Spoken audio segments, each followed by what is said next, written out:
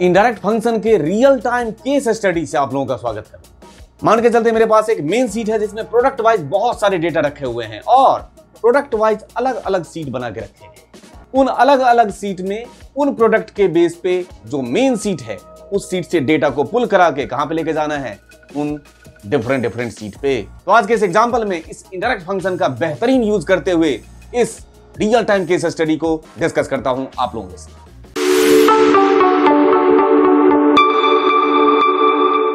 सबसे पहले मैं आप लोगों को ये रियल टाइम केस स्टडी पहले मैं एक्सप्लेन कर देता हूं, आउटपुट शो कर देता हूं कि एक्चुअल में हम लोग करने क्या वाले हैं। बहुत ही इंटरेस्टिंग एग्जांपल है और आप लोग इसको बहुत अच्छे से ध्यान से सीखिएगा। थोड़ा सा कॉम्प्लेक्स लेवल लेकिन एंजॉय करेंगे, इस बात की श्योरिटी है। देखिए, ये मेरे पास एक वर्कशीट है, मेन सीट है मेरा ये। इसमें ये डेटा रखा हुआ है। मैंने जानबूझ के एग्जांपल के लिए कम डेटा रखा है। आप कितने भी डेटा रख सकते हैं, कोई भी इशू नहीं है, लेकिन ये बहुत ज्यादा काम आएगा आप लोगों को डेटा को सेग्रीगेट करने के लिए। इस डेटा सीट में ईयर है, रेवेन्यू है, आपका प्रोडक्ट आईडी है और प्रोडक्ट का नाम रखा हुआ है। और यहां पे 10 क्या 1000, 10,000, 20,000 कितने भी रिकॉर्ड हो सकते हैं। उसके बाद मैं आउटपुट दिखा रहा हूं कि इसके बेस पे मैंने क्या किया हुआ है। ये रहा सीट। अब मैं चाहता क्या हूं कि जहां जहां नोकिया है, जितने भी जगह नोकिया है, तो नोकिया का एक अलग से सीट बना दिया है मैंने। सोनी का अलग सीट, मतलब हर एक यूनिक प्रोडक्ट का अलग अलग सीट है और उन अलग अलग सीट पे जो भी यूनिक प्रोडक्ट है उसका रिकॉर्ड उठ के वहां चला जाए। समझ में आया? ये वर्कशीट है। इस वर्कशीट में से रिकॉर्ड, नोकिया का रिकॉर्ड, तो नोकिया का कहां है? एक ये, 2 और 3। तो अगर आप इस टेबल को देखें तो सामने देखिए कितने रिकॉर्ड हैं? 3। मेन सीट पे आइए, सोनी 1, 2, सोनी वाले पे जाइए, वो रहा 2। उसी तरीके से ओप्पो का देखिए, उसी तरीके से मोटो का देखिए। मतलब इस मेन सीट में से मुझे अलग अलग जो प्रोडक्ट है उसका इंडिविजुअल सीट चाहिए और उस इंडिविजुअल सीट पे वो डेटा पॉपुलेट कराना है। ठीक है, बढ़िया क्वेश्चन है। अब एक एक स्टेप करके देखते हैं कैसे कैसे इसको करेंगे। चलिए, इस नोकिया वाले सीट को मैंने रख लिया अपने पास। इस नोकिया वाले सीट पे मैंने यहां से जो इसका हेडिंग है, ईयर, रेवेन्यू, पीआईडी और प्रोडक्ट, वो इस वाले सीट पे रख दिया है। और जो सीट है वो बाद में बना लेंगे। अब पहले इस नोकिया वाले वर्कशीट पे एक फॉर्मूला लगा लेता हूं। वही फॉर्मूला फिर आपका सोनी और जितने भी वर्कशीट है उस पे सब पे सेम फॉर्मूला अप्लाई हो जाएगा, बस सीट का नाम चेंज करना है। तो यहां पे मैं क्या पास कर रहा हूं? यहां पे पास कर रहा हूं इक्वल टू इफ, यदि। अब चलते हैं मेन सीट पे। मेन सीट पे आ गए और यहां पे इस सेल पे क्लिक कीजिए। यदि D2 में क्या लिखा हुआ है? नोकिया। तो यदि D2 की वैल्यू बराबर क्या हो जाए? नोकिया हो, और ये बात यदि सही हो तो कॉमा, तो क्या करो, जिस सेल में अभी मैंने फॉर्मूला लगाया है वहां पे फॉर्मूला लगा रखा है ना, तो इस सेल का वो क्या उठा ले? रो नंबर उठा ले। देखिए क्या करेगा? 2। ये रहा रो नंबर 2। ठीक, और अगर नहीं, वो रॉन्ग है, तो वहां पे नल कर दे, ब्रैकेट बंद और एंटर। क्या आया? 2 किस हिसाब से आया? क्योंकि ये जो नोकिया वाला जो है वहां पे वैल्यू, वो रो नंबर कौन से में है? देखिए F9 प्रेस करके देखिए यहां पे 2। ठीक, और छोटा सा काम, इसको नीचे तक कॉपी कर दिया जाएगा। हो गया जी। यहां पे क्या आया? 2, 6, 9 किस हिसाब से? देखिए तो जरा। ये रहा दूसरे रो में नोकिया, ये रहा छठे रो में नोकिया और ये रहा 9th रो में नोकिया। वहां पे भी तो ये उसने बताया, आपने खुद तो बोला, इसको देख लीजिए। इक्वल टू D2 की वैल्यू नोकिया हो तो जिस जिस सेल के अंदर नोकिया होगा उसका रो नंबर पिक कर लिया उसने। कर लिया आपने। इतना काम करने के बाद अब नेक्स्ट स्टेप, जब ये रो नंबर मुझे मिल गया तो मुझे इसमें स्मॉलेस्ट टू लार्जेस्ट की तरफ नंबर चाहिए, है ना, सीक्वेंस में। इस तरीके से जैसे 1, 2, 3, 4, 5 ऐसे सीरीज में चाहिए मुझे नंबर। तो उसके लिए कौन सा फंक्शन होता है जो मुझे kth पोजीशन बताता है, चाहे स्मॉलेस्ट या लार्जेस्ट? तो एक होता है लार्ज और दूसरा होता है स्मॉल। तो मुझे तो स्मॉल वाला चाहिए ना। यहां पे मैं पास करूंगा एक फंक्शन जिसका नाम है स्मॉल। आपने अगर ये एरे का फंक्शन स्मॉल नहीं पढ़ा है तो पहले आपको पता है क्या करना है, आप बेसिक एक्सेल में जाइए और ये स्मॉल और लार्ज का कॉन्सेप्ट एक बार पढ़ लीजिए, फिर वापस आ जाइए इस वीडियो पे। ये क्वेश्चन थोड़े से एडवांस लेवल का है, लेकिन आपको स्टेप बाय स्टेप अगर आप देखेंगे तो बिल्कुल समझ में आएगा, ऐसा कुछ भी नहीं हार्ड एंड फास्ट। अब आपने पास करना है एरे, तो मैं एरे में ले रहा हूं ये रेंज, थोड़ा सा आगे तक ले लेता हूं, हो सकता है वैल्यू और भी डालूं, है ना। तो ये आपने पास कर दिया रेंज फ्रीज कर दिया जाए, कॉमा के का मतलब होता है पोजीशन, तो पोजीशन में फिर से क्या पास कर दिया, वही रो नंबर। ठीक, लेकिन समस्या यहां पे है कि यहां रो नंबर जो आपने पास किया है पोजीशन में, ये रो नंबर यहां 2 बताएगा, लेकिन हमारा सबसे स्मॉलेस्ट क्या होगा 1 ना, एक से चाहिए ना, क्योंकि आपको ये वाला आपने एक रो छोड़ रखा है, तो कुछ नहीं करना, यहीं पे रो में -1 पास कर दीजिए, हो गया काम। ठीक है, इसी रो में से आपने -1 पास कर दिया, उसके बाद ये बंद कर दीजिए और एंटर आ गया। तो यहां पे अब आपने रो नंबर का भी सीक्वेंस निकाल लिया। ठीक, और ये इस तरीके से जो ये नम नम करके आ रहा है, ये अच्छा नहीं लग रहा है एरर, तो अब आप इसको क्या कर दीजिए, यहां पे भी एक पास कर दीजिए इफ एरर।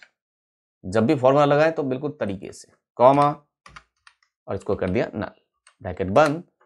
और अब अगर आप आगे तक कॉपी भी कर दें तो अब भी कोई प्रॉब्लम नहीं है। ठीक है, तो जहां तक वैल्यू रहेगा वो दिखाएगा, नहीं रहेगा तो नहीं दिखाएगा। इतना काम कर लिया आपने। इतना काम कर लेने के बाद अब इंपॉर्टेंट काम में से, अब यहां पे है ना 4 column data A B C D, तो ये जो हमें डेटा है वो भी तो ऐसे चाहिए हमें, ए बी सी डी। मान के चलते हैं यहाँ पे ए बी सी डी क्या 4 की जगह पे 10 कॉलम में होता, तो मुझे यहाँ पे 10 कॉलम चाहिए। तो या तो एक तरीका, चूंकि अभी हमारे पास 4 ही कॉलम है, तो मैं यहाँ पे ए बी सी डी लिख सकता, बी और डी। लेकिन ज्यादा डेटा हो तो ये A B C D manual approach लिखने के बजाय आप इसको यूज कर सकते हैं, कैर और कोड। तो यहां पे आप लिख दो, कैपिटल लेटर का क्या होता है 65, ठीक है, और इक्वल टू ये +1 कर दीजिए, तो यहां पे एक एक करके इंक्रीमेंट होता जाएगा, इस तरीके से हो गया। और यहां पे इसका कैरेक्टर निकालेंगे इक्वल टू कैर, ठीक, और नंबर में पास कर देंगे ये, तो ये देखो तब भी हो गया हमारा एबीसीडी आ गया। ये लीजिए, इस तरीके से आ गया। आप इस तरीके से यूज कर सकते हो इसको। अब क्या कर लेंगे, कॉपी करके Ctrl+Alt+V और यहाँ पे इसको वैल्यू बना के पेस्ट कर दिया। अब आपको इसकी जरूरत भी नहीं है। ये मैं एक अप्रोच बता दिया कि इस तरीके से अगर ज्यादा हो तो वो ABCD लिखने के बजाय आप इस तरीके से यूज कर सकते हो। ठीक है ना, कर लेंगे। उसके बाद तो ये अब आपने ABCD भी लिख दिया, कॉलम नंबर। ठीक, अब यहां पे एक छोटा सा काम कीजिए, है ना, क्या काम कीजिए देखिए, इक्वल टू, ठीक है, और ये वाला सेल एंड मुझे इस सेल को कॉन्कैटिनेट कर दीजिए, एंटर। यहां पे अभी A2 लिख के आया है, देख लीजिए अभी A2 लिख के आया ना। और अब इस दोनों को कॉन्कैटिनेट कर लेने के बाद एक छोटा सा काम और, यहां पे चूंकि A24 तो आपने ये ले लिया है ना, और इसका डेटा भी ले लिया, दोनों को कॉन्कैटिनेट भी कर दिया, लेकिन चाहिए किस सीट का डेटा हमें, यहां पे हमें जो यहाँ ईयर चाहिए, यहां पे वो इस मेन सीट का ईयर चाहिए ना ये, तो हमें मेन सीट पे जाना होगा। तो अब यहां पे मेन सीट पे खुद से जाने के बजाय यहां पे आप पास कर दें इक्वल टू, यहां डबल कोट से स्टार्ट कर दीजिए, यहां लिख दीजिए मेन सीट, और साथ के साथ ये मेन सीट का नाम लिख दिया मैंने। साथ के साथ अगर आपको सेल को रेफर करना होगा तो याद है एक्सक्लेमेशन साइन ये पास कर दीजिए और डबल कोट्स बंद कर दीजिए और एम्परसेंड लगा दीजिए। इससे क्या हो गया, देखिए ये मेन सीट पे जाएगा, और ये देखिए मेन सीट का A2 उठा लिया। मेन सीट एक वर्कशीट है ना, जिसके A2 से वैल्यू उठा के लेकर आएगा। वैल्यू क्या लेकर आएगा उसको पता नहीं अभी। ठीक है, इतना काम कर लेने के बाद आपको एक काम और करना होगा। अगर मैं इसको नीचे कॉपी करता हूं तो ये सेल छोड़ के नीचे भाग जाएगा ना ये, तो अब आप क्या कर दीजिए A24, इसमें क्या फ्रीज होगा, इसका फ्रीज हो जाएगा रो, और L2 ये है L2, इसका फ्रीज हो जाएगा कॉलम। ठीक, ये सेल रेफरेंस आपने यूज कर लिया, एंटर। अब आप इसको कॉपी कीजिए तो नीचे देखिए जहां तक आपको चाहिए कर लिया आपने, और इधर भी कॉपी कर दीजिए। अब ध्यान से देखिए, ये जो नोकिया वाला डेटा है इस सेल में, ये तो 1 2 3 ही तो रिकॉर्ड है, ये रहा 3 रिकॉर्ड, देखिए ना C2 C6 C9, उसके नीचे तो हमारे काम का डेटा है ही नहीं ये वाला डेटा। तो हो सकता है लेकिन नोकिया बाद में ऐड किया जाए, इसलिए मैंने ज्यादा रेंज ले लिया। इसको तब तक के लिए मैं क्या कर रहा हूं, हटा दे रहा हूं, अभी हमें इसकी जरूरत नहीं, हमारे पास तो 3 ही रिकॉर्ड है अभी जो नोकिया का डेटा है, और ये अभी तक सिर्फ सेल का रेफरेंस दिख रहा है, मतलब मुझे एड्रेस मिल चुका है। जब एड्रेस मिल चुका है तो जिस टॉपिक पे हम चल रहे हैं अब बारी आई उसकी, क्या कहते हैं, क्या लगेगा, यहां पे रेफरेंस आपको मिल चुका है, तो यहां पे छोटा सा काम एक और, इक्वल टू, यहां पे अब अगर मैं पास कर दूं इनडायरेक्ट तो घुमा फिरा के फिर से वहीं आ गए। और इनडायरेक्ट को मैं क्या पास कर दिया, देखो पूरा पूरा वर्कशीट पास कर दिया आपने। मेन सीट पे जा, ये रहा मेन सीट, एक्सक्लेमेशन लगा रखा है। उसके A24 और L2 ये यहां पे, उसके A24 में क्या रखा हुआ है A, और L2 में क्या रखा है 2, तो क्या हो गया वैल्यू A2 में जो भी वैल्यू वहां पे रखा होगा, ब्रैकेट को कर दीजिए बंद और प्रेस कीजिए अब एंटर। वो रहा आपका 2010, कहां पे रखा हुआ है, इसके A2 में रखा हुआ है, यही तो हम चाहते थे। हो गया। यहां पे अब इसको नीचे कॉपी कर सकते हैं और हम थोड़ा सा आगे तक कॉपी कर देना चाहते हैं। हो सकता है इन फ्यूचर में हम यहां पे और रिकॉर्ड उसमें ऐड करें सोर्स डेटा में।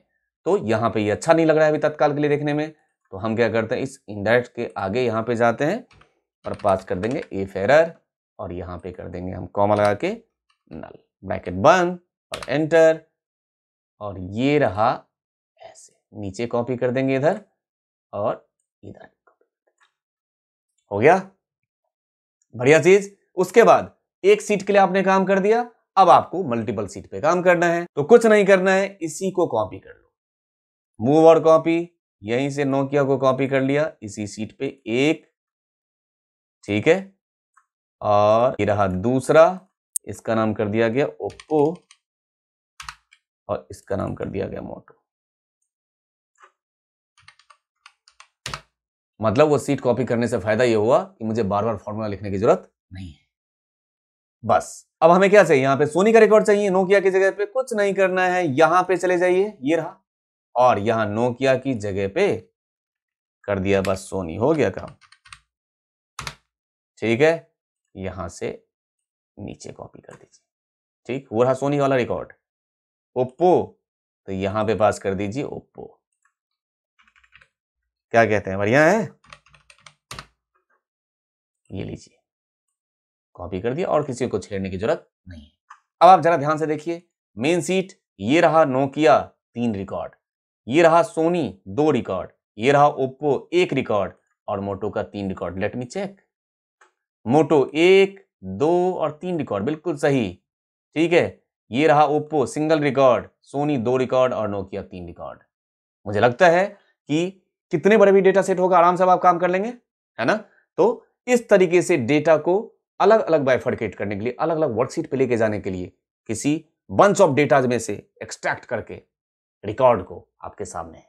उम्मीद करता हूं ये आप लोगों को एग्जांपल यूनिक लगा होगा, पसंद आया होगा और आपने इससे बहुत कुछ सीखा होगा एडवांस लेवल पे। अब आप लोगों से फिर से मुखातिब होता हूं किसी बेहतरीन कॉन्सेप्ट के साथ बहुत जल्द किसी नेक्स्ट वीडियो में। Thank you.